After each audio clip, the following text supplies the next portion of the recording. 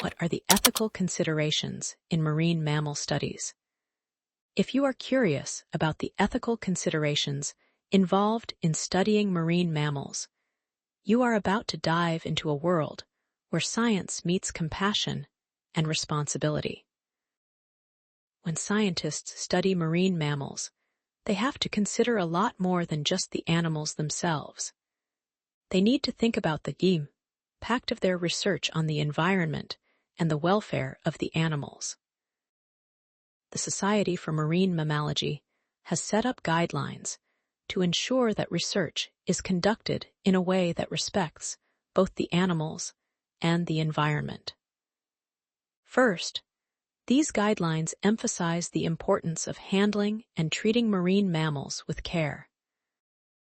Researchers must comply with national, regional, and local laws, as well as institutional requirements.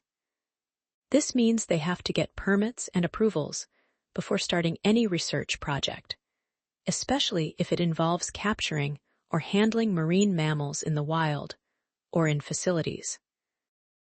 The treatment of marine mammals in field research is a key area of focus. Researchers are expected to follow internationally accepted and scientifically valid methods to minimize harm to the animals.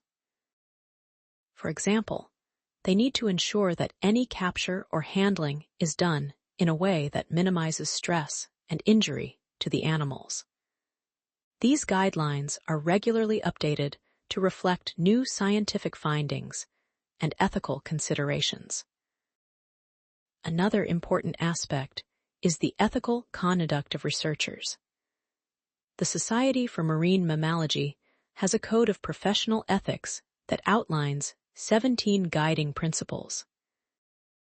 These principles include the dissemination of accurate information, the use of robust scientific methods, and the avoidance of scientific fraud.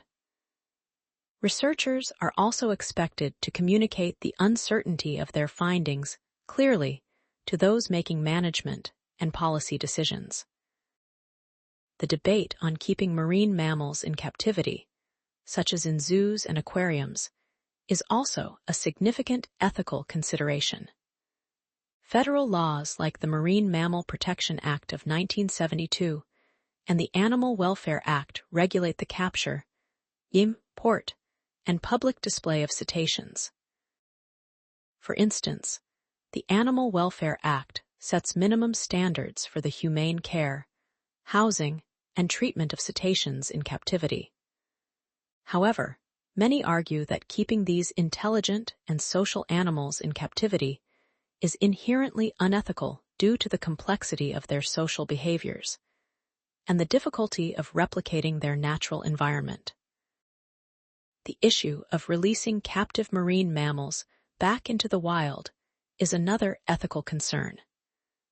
The longer an animal is in captivity, the more it forms bonds with its human caretakers and its environment, making a successful release into the wild very challenging. This complexity highlights the ethical dilemma of whether it is fair to keep these animals in captivity at all. In addition to these considerations, the Society for Marine Mammalogy is working on guidelines for the humane killing of marine mammals, should it be necessary.